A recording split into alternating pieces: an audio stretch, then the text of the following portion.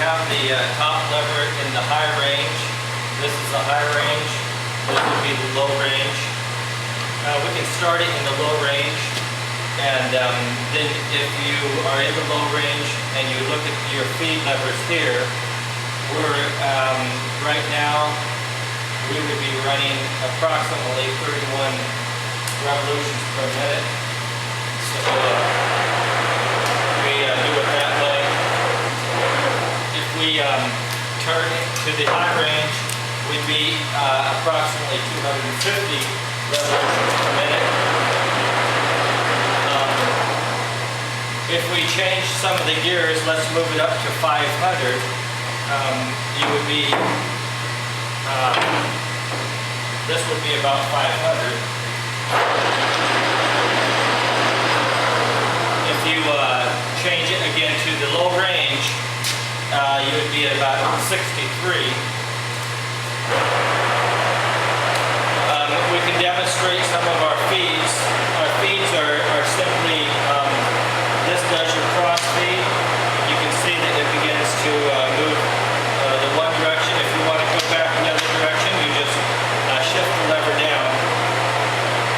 If you want to do your carriage, you simply engage it here, and that will feed it to the right, or to the left, and this will feed it to the right. Your feeds are actually changed, and you can change them with your A, B, C, D, and your shifting lever. If we want to go to, actually let's change it to about 250 RPM. So we'll go back to this position here and this position here, and we'll be at 250 RPM. And again, you can demonstrate your feeds are for the that you can change. If you want to engage your threading,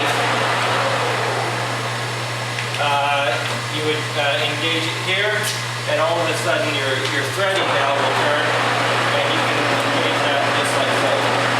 Your threading is controlled also. You have all the different threading pitches that you want, either millimeter or inch. We could change a couple other speeds if we want to actually get up to about 1,000 RPM. This is where we'd be. If you want to go in reverse on these, all you simply do is just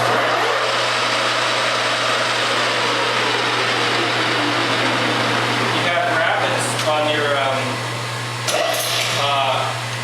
on this also, and you engage your rapids simply.